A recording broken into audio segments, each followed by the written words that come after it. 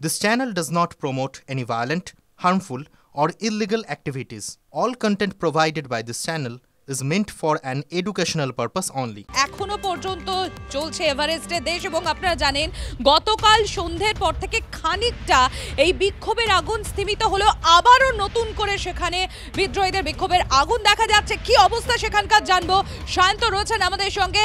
সায়ন্ত, কি আপডেট? দেখো, মূলত যেটা চিন্তা বাড়াচ্ছে যে গত দুদিন যেটা হচ্ছিল তাতে রাজপথে নেমে এসেছিল আন্দোলন, গাড়ি জ্বালানো হয়েছে, দেশের নেতারা তারা দেশ ছাড়া হয়েছে। কিন্তু এখন যেটা পরিস্থিতি দাঁড়াচ্ছে সেটা হচ্ছে বিভিন্ন জেলগুলোতে হামলা হচ্ছে। বাঁকে, পোখরান জেলার একাধিক জেলে হামলা হয়েছে, ১৬০০ জনেরও বেশি বন্দি তারা পলাতক। ইতিমধ্যেই সেনাবাহিনী গুলিতে ৫ জন বন্দির মৃত্যু হয়েছে, পলাতক বন্দি, তারা পালাতে গিয়ে মৃত্যু হয়েছে।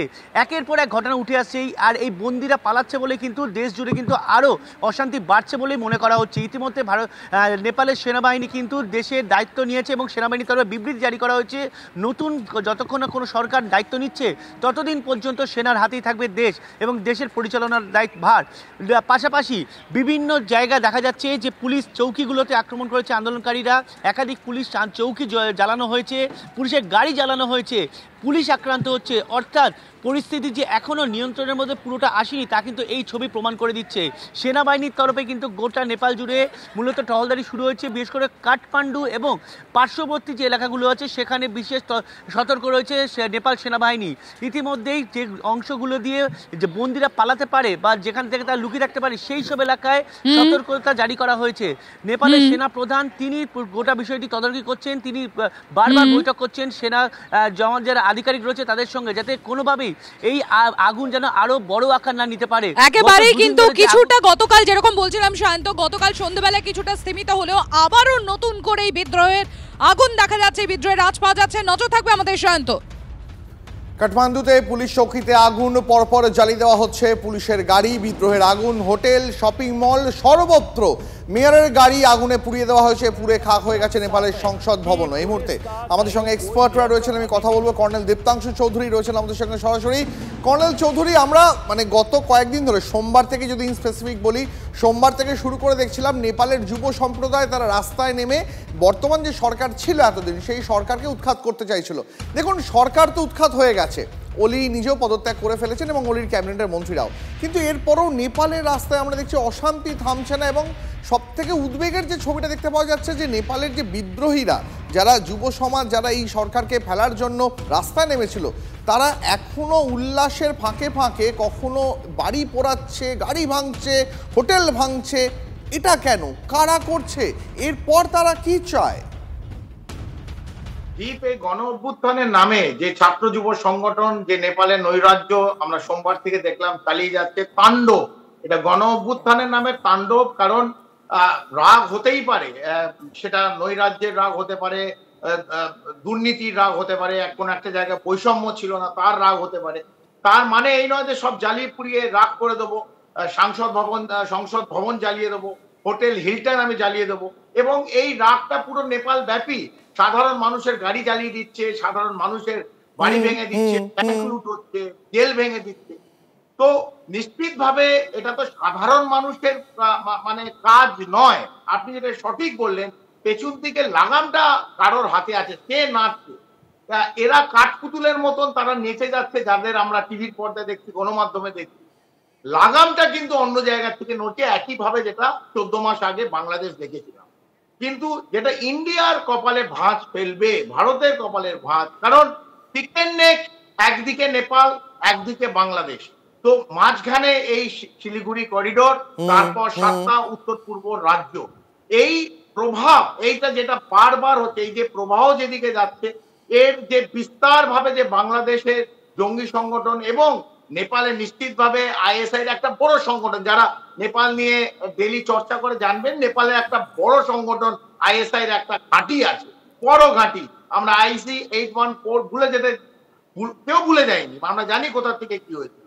সেইটা যদি আমরা সামনে রেখে দেখি, এবং এই প্রচুর জেল থেকে ওখানে অনেক কিন্তু জঙ্গিরা আটক ছিল, তারা পালিয়েছে। এবং আমরা জানি কিছুদিন আগে বিহারে নেপাল থেকে ঢুকেছিল 3 জন জৈশ-ই মোহাম্মদের জঙ্গি। তো নিশ্চিতভাবে আমাদের খুব সজাগ থাকতে হবে।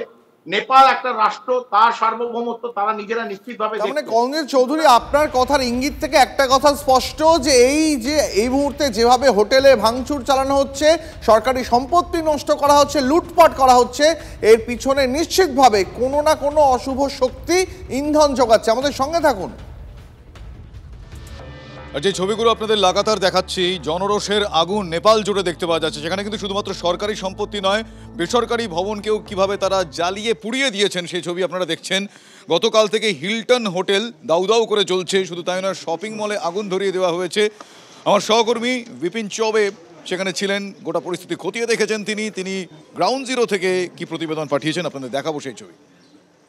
काठमांडू में कैसा उपद्रव हुआ कल, वो पूरी दुनिया ने देखा। सरकारी संपत्तियों को तो आग के हवाले किया गया, लेकिन जिन नेताओं ने अपने पद पर रहते हुए वो प्राइवेट प्रॉपर्टीज बनाई, उनको भी जनता ने नहीं बख्शा। और हम इस इलाके में जहां पर खड़े हैं, ये हिल्टन होटल है।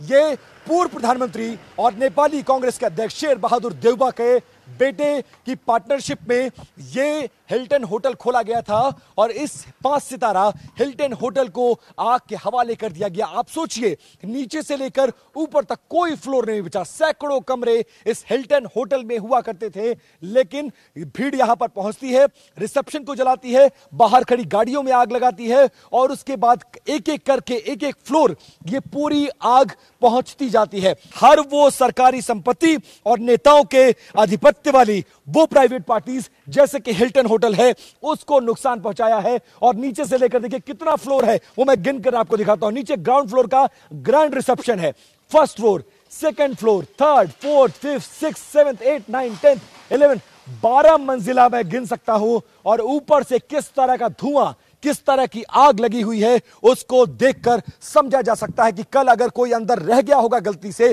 तो उसका क्या हश्र हुआ होगा। जैसे तैसे होटल में काम करने वाले सैकड़ों की संख्या में जो हॉस्पिटैलिटी के लोग थे, जो मार्केटिंग के लोग थे, जो रिसेप्शन पे थे, जितने मैनेजमेंट के लोग थे, वो भागकर जान बचाए हैं और भीड़ अंदर घुसती गई। एक एक फ्लोर को आग के हवाले किया गया और पूरा होटल धू धू कर जलता गया। लगभग 24 घंटे से ज्यादा का वक्त होने को आया है, लेकिन आग बुझी नहीं है। उस कोने से लेकर इस कोने तक आप धूल, धुआं, गुबार और आग का गोला बने इस बिल्डिंग को देख सकते हैं। और आग बुझाने की भी बहुत ज्यादा कोशिश नहीं हो सकती है, क्योंकि पूरा शहर जल रहा है। कहां कहां तक फायर ब्रिगेड को पहुंचाया जाए और इस बिल्डिंग को बचाने तक कोई नहीं आया, क्योंकि इस बिल्डिंग का एसोसिएशन शेर बहादुर देउबा और उनके बेटे का माना जा रहा था। और इसीलिए इस प्राइवेट प्रॉपर्टी को इंटेंशनली भीड़ ने आग के हवाले कर दिया गया और यह पूरी प्रॉपर्टी जलकर खाक हो गई है। कैमरा पर्सन चेतन शर्मा के साथ विपिन चौबे, TV9 भारतवर्ष, काठमांडू, नेपाल। এদিকে ফের কাঠমান্ডুর রাস্তায় বিক্ষোভকারীরা। কাঠমান্ডুতে সেনা বিক্ষোভকারী মুখোমুখি। বিক্ষোভকারীদের এক পাও এগোতে দিতে নারাজ সেনা। সেনা বিক্ষোভকারী কথা কাটাকাটি, সেই ছবি আপনারা দেখছেন। আমাদের সঙ্গে স্ট্র্যাটেজিক এক্সপার্ট সুভাষিস বাবু রয়েছেন। সুভাষিস বাবু থেকে জানতে চাইবো, এই পরিস্থিতি সামালে এই মুহূর্তে কি গুরুত্বপূর্ণ পদক্ষেপ নেওয়াটা এই মুহূর্তে দাঁড়িয়ে পরিস্থিতি সামাল দেওয়ার জন্য সব থেকে বেশি গুরুত্বপূর্ণ? প্রথমেই যে কোনো রকম ভাবে এই যে যারা প্রতিবাদী ক্রাউড, এদের সাপ্লাই চেনটা কাটতে হবে, এদের সাপ্লাই লাইনটা কাটতে হবে। অর্থাৎ রোড ব্লকেজ করে তাদের একটা জায়গায় সীমিত করতে হবে আস্তে আস্তে।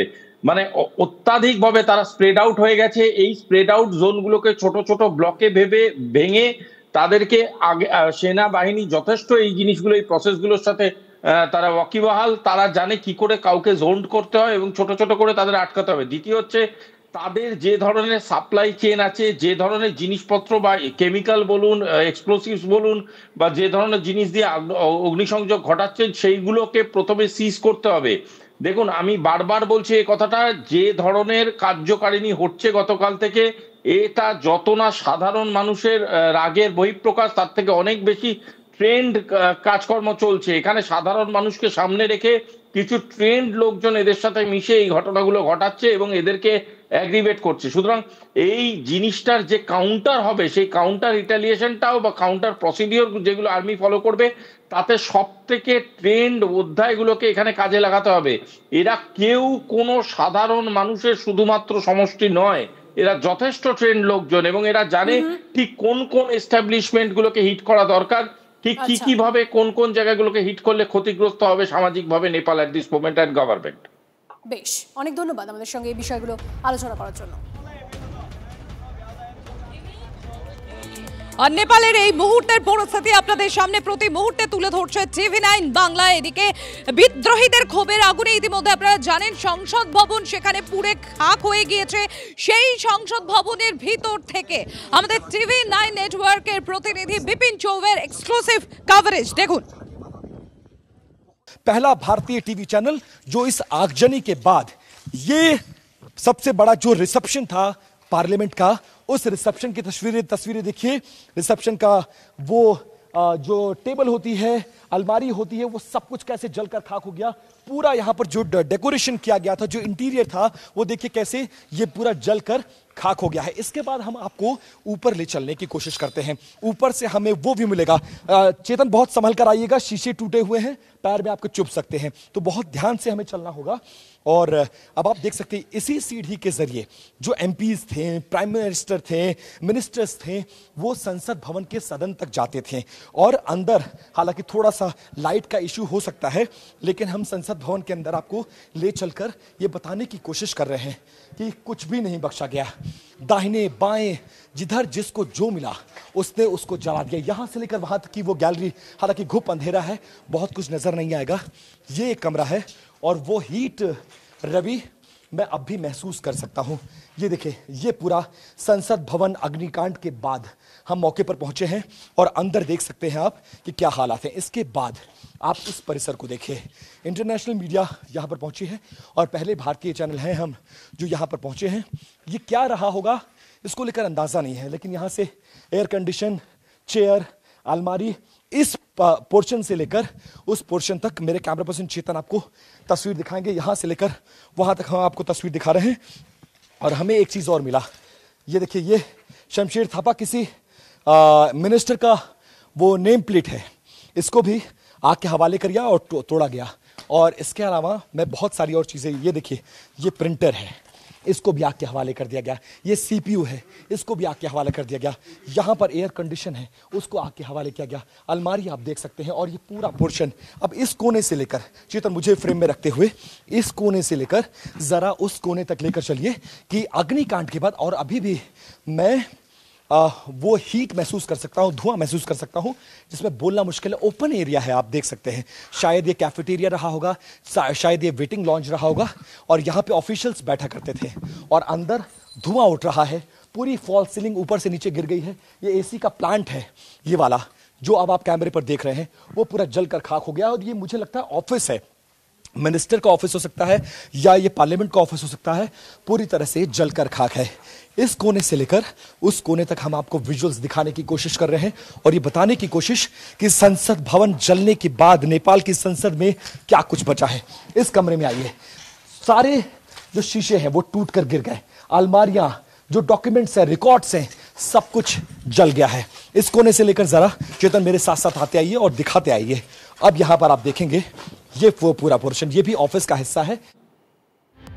ভয়াবহ ছবিটা আপনারা দেখলেন। কর্নেল চৌধুরী আমাদের সঙ্গে রয়েছেন, আরো একবার কথা বলবো কর্নেল চৌধুরীর সঙ্গে। কর্নেল চৌধুরী, এই মুহূর্তে আমরা যে ছবি দেখছি নেপালের সার্বিক পরিস্থিতি মোকাবিলার জন্য বা এই যাতে ছবি না থাকে, যাতে এটা কন্টিনিউশন না হয়, তার জন্য এখন কি পদক্ষেপ বলে প্রয়োজনীয়? দেখুন, এই জনরোষ কাটাতে গেলে এই যে এটা তো একটা জঙ্গিপনা অথবা জঙ্গি যারা তারা এই করতে পারে, যে যেটা আপনারা দেখাচ্ছেন, সংসদ ভবন জ্বালিয়ে দিয়েছে, বেসরকারি মল জ্বালিয়ে দিচ্ছে, মন্ত্রীদের বাড়ি গিয়ে মন্ত্রীদের বাড়ি ভাঙচুর করে দিচ্ছে। তো কেউ না কেউ তো রিসোর্সেস দিচ্ছে, কোথা থেকে জ্বালানোর জন্য তেল লাগছে, কোথাও গুলি মারছে, কোথাও ভাঙছে। তো নির্ধারিত ভাবে একটা প্ল্যান আউট করা আছে কে কোথায় যাবে, কারণ কোনো লিডার এখন পর্যন্ত সামনে দেখা যায়নি। এই জনরোষ সবাই বলছে গণ অভ্যুত্থান ছাত্রদের, কোন ছাত্র গিয়ে সংসদ ভবন জ্বালিয়ে দেবে, কোন ছাত্র গিয়ে বেসরকারি মল জ্বালিয়ে দেবে। তো নিশ্চিতভাবে একটা প্ল্যান অনুযায়ী সমস্ত কাজ চলছে এবং খুব শিগগিরই মধ্যে চলছে। দুদিনের মধ্যে তাদের প্রাইম মিনিস্টার এবং প্রত্যেক পুরো ক্যাবিনেটকে, রাষ্ট্রপতি অব্দি তাদের সবাইকে ইস্তফা দিতে হলো, রিজাইন করতে হলো, দেশ পালালো। কোথায় কে কোথাও পালিয়েছে আমরা জানি না। তো যেটা শুভাশিস বললো, যেখান ছোট ছোট করে এই যে একটা সাপ্লাই চেন আছে, সাপ্লাই চেনটাকে কাটতে হবে এবং সেনাকে নেবে কমপ্লিট সারাউন্ড করতে হবে। যে ইম্পর্টেন্ট ইনস্টলেশন যেগুলো আছে, কারা কোথা থেকে এমিনেট করছে এই ঝামেলাগুলো, কারা এগুলোকে পেছন থেকে ডাইরেকশন দিচ্ছে। এত ধোঁয়া আর ধুলো সত্যিকারের মুখ যারা এগুলো করছে তাদের মুখগুলো দেখা যাচ্ছে না। এই ধোঁয়ায় পেছন থেকে যারা সত্যিকারের অ্যাক্টর, সত্যিকারে যারা অ্যাক্টিং করছে, এই পুরো যে নৈরাজ্য চলছে নেপালে, তাদের এখনো খুঁজে পাওয়া যায়নি। তাই ধোঁয়ার ধুলো যত পরিষ্কার হবে আমরাও দেখতে পাবো, কিন্তু তার আগে যে সাপ্লাই চেনটা আছে সেটাকে নিশ্চিতভাবে কাট অফ করতে হবে। স্পেশালি কাঠমান্ডুকে প্রথমে সুরক্ষিত করতে হবে। অটোমেটিকলি আশেপাশে যে ছোট ছোট বিরাটনগর আছে, ওদিকে পোখরান আছে, ওদিকে সুদূর পশ্চিম আছে, এই সমস্ত ডিস্ট্রিক্ট গুলো আস্তে আস্তে আস্তে আস্তে শান্তির দিকে আমরা নেপালকে দেখতে পাবো। বোঝা যাচ্ছে। ধন্যবাদ। এদিকে নেপালে জেল ভেঙে পালানোর চেষ্টা, রুখতে গুলি, নিহত এখনো পর্যন্ত 5, এমনটাই খবর পাওয়া যাচ্ছে। বাঁকে জেলায় সংশোধনাগার থেকে পালানোর চেষ্টা করে বন্দীরা। সংশোধনাগার থেকে পালিয়ে যায় 225 জন বন্দী। পুলিশ পাল্টা গুলি চালায়, গুলিতে 5 জন বন্দীর মৃত্যু হয়, গুরুতর জখম আরো 7 জন। বাঁকে জেলার সংশোধনাগারের দখল এই মুহূর্তে সেনার কাছে। স্ট্র্যাটেজিক এক্সপার্ট সুভাষিস বন্দ্যোপাধ্যায় আমাদের সঙ্গে রয়েছেন। সুভাষিস, আমরা দেখতে পাচ্ছি একটা টেন্ডেন্সি, মানে কিছু দুষ্কৃতিমূলক কাজকর্মের টেন্ডেন্সি, কখনো সম্পত্তি নষ্ট, হোটেলে ঢুকে লুটপাট, দোকান ভাঙা, এমনকি জেল থেকে পালানোর চেষ্টা, মানে এগুলো সবগুলো কি একটা অরাজক নেপালের এই মুহূর্তের ছবি তুলে ধরছে? না না, এটা অরাজক ছবি বলে আমরা খুব কনজারভেটিভ ওয়েতে এটাকে ক্রিটিসাইজ করতে পারি না। এটাকে মানে ইনডেপথ অ্যানালিসিস করাটা খুব প্রয়োজনীয়। তার কারণটা হলো এই যে জেল ভেঙে যারা বেরোচ্ছে, যেটা দীপাংশু স্যার বললেন একটু আগে, এদের পাস্ট রেকর্ড চেক করো, এরা যথেষ্ট, এদের মধ্যে এমন কোয়ান্টিটি আছে যারা আইসিসি, মানে কি এটা একটা কনস্পিরেসি সুভাষিস দা? এটা কি একটা conspiracy, part of a conspiracy? 200% it is a planned conspiracy. এটা কোন রকম ভাবে স্বতঃস্ফূর্ত আন্দোলন এইসব বলে ন্যারেটিভ তৈরি করে লাভ নেই। দেখো, স্বতঃস্ফূর্ত মানুষের রাগ ছিল, সেই রাগটাকে ইউটিলাইজ করানো হয়েছে এবং সেই রাগটাকে ইউটিলাইজ করিয়ে নেপাল গভর্নমেন্টকে টপল করা হচ্ছে। এইটার ব্যাপারে কোনো রাগঢাক করার দরকার নেই যে এটা স্বতঃস্ফূর্ত ভাবে হচ্ছে, এরকম নয়। এখানে ইনজেক্টেড লোকজন আছে যারা এই পদ্ধতিগুলো ঘটাচ্ছে।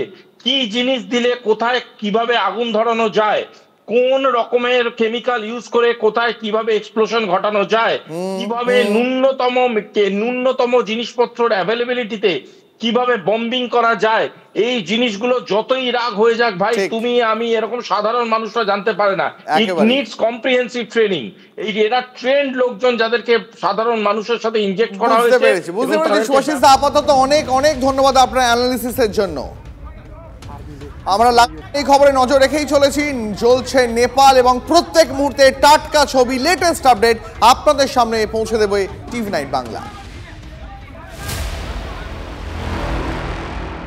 চলছে পড়শি নেপাল, পরিস্থিতির উপর কড়া নজর মুখ্যমন্ত্রীর। উত্তরকন্যা থেকে পরিস্থিতি পর্যালোচনায় মমতা বন্দ্যোপাধ্যায়। বন্ধ পানি ট্যাঙ্কি সীমান্ত দিয়ে যাতায়াত, প্রতিবেশী দেশে শান্তি বজায় থাকুক আবেদন মুখ্যমন্ত্রী।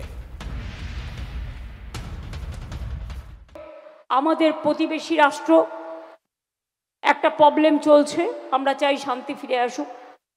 আমি হোল নাইট উত্তরকন্যায় ছিলাম, তার কারণ যাতে কোনো রকম আমাদের দিকে কোনো প্রবলেম হলে সেটা যাতে আপনারা নিশ্চিন্তে ঘুমোতে পারেন এবং আমরা আমাদের প্রশাসন সেটা দেখে নিতে পারি।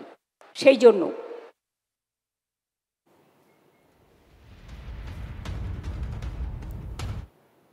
ডিবিসির অকারণে জল ছাড়ায় দক্ষিণবঙ্গ, পাঞ্চেত মাইথনের জল ছাড়ায় ক্ষতিগ্রস্ত হয়। আমরা ভারত সরকারকে বলেছি ইন্দো ভুটান যে রিভার কমিশন আছে তাতে পশ্চিমবাংলাকে মেম্বার রাখা হোক, যাতে আমরা কোঅর্ডিনেট করতে পারি। আমরা শুধু জলটাই নেব, আর কিছু নেব না। আমরা ডুববো আর ওরা ছাড়বে। আমরা চাই ওরা আমাদের বন্ধু দেশ, উভয়ে আমরা কোনো ব্যবস্থা করি যাতে ওরাও ভালো থাকে, আমরাও ভালো থাকি। প্রতিবেশীরা ভালো থাকলে আমরা ভালো থাকি। মাটিয়ালি ব্লকে মাটিয়ালি শ্মশানঘাটের কাছে কুর্তি নদীর ওপর RCC ব্রিজ নির্মাণ করে দেওয়া হয়েছে। বিদ্রোহের আগুনে পড়ছে নেপাল, সতর্ক নবান্ন। নেপালের আজ কোনোভাবেই বাংলায় পড়তে দেওয়া যাবে না। নেপাল সীমান্তবর্তী জেলার পুলিশ সুপারদের নির্দেশ ডিজিপি। আর কি ব্যবস্থা, কথা বলবো আমাদের প্রতিনিধি দীক্ষা আমাদের সঙ্গে রয়েছে সরাসরি। দীক্ষা,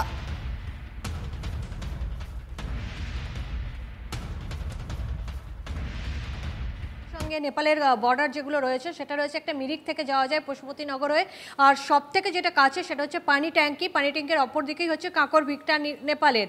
সেই জায়গায় মূলত অন্যান্য জায়গায় আমরা যেমন দেখে থাকি বিএসএফ সীমান্ত থাকে, এখানে কিন্তু এসএসবি অর্থাৎ সশস্ত্র সীমা বল যেটা এমএইচ এর আন্ডারে রয়েছে, তারা মূলত এইখানে পাহারা দিয়ে থাকে। কিন্তু যেহেতু পানি ট্যাঙ্কির এপাশে আমাদের পশ্চিমবাংলার বিভিন্ন গ্রাম রয়েছে, সেখানে মানুষজনের জনবসতি রয়েছে, পরশুদিন রাতেই ডিজি খোদ এসপি এবং ওখানকার যে আইজি ডিআইজি সমস্ত সবাইকার সঙ্গে বৈঠক করেন এবং গতকাল পরশু থেকেই সেখানে এসপি আইজি র্যাঙ্কের যারা রয়েছেন এবং ডিআইজি র্যাঙ্কের যারা রয়েছেন এবং সিআইএস বিশেষ করে সবাই এলাকায় পরিদর্শন করেছেন। এবং আজকে আমরা যেটা জানি যে পানি ট্যাঙ্কি থেকে কিন্তু পুরো বন্ধ করে দেওয়া হচ্ছে, পানি ট্যাঙ্কির যে সেতুটা বলা হয় সেখানটা পুরো বন্ধ করে দেওয়া হয়েছে। আজকেও সকালবেলায় এসপি দার্জিলিং তিনি গেছেন, আইজি দক্ষিণবঙ্গ তিনি গেছেন এবং বিশেষ করে নজরদারি এই কারণেই দিতে বলা হচ্ছে, তার কারণ যেহেতু সীমান্ত লাগোয়া গ্রামগুলো রয়েছে। অবশ্যই আমাদের নজর থাকবে। ধন্যবাদ।